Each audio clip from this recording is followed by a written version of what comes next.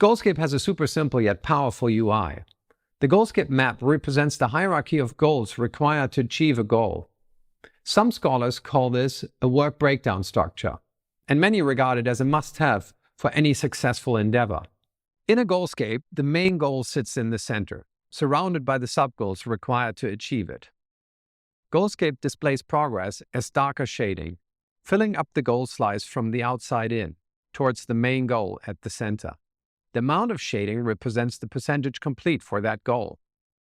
Goalscape shows the relative importance of each goal directly and intuitively. The size of each goal represents its importance, or in other words, its contribution to its parent. To adjust the importance of a goal, select it and drag the button on its outer border, or use the importance slider in its panel. Increasing the importance of one goal reduces the importance of all its neighbors, and vice versa. In this way, Goalscape serves as a friendly reminder that resources are limited and precious,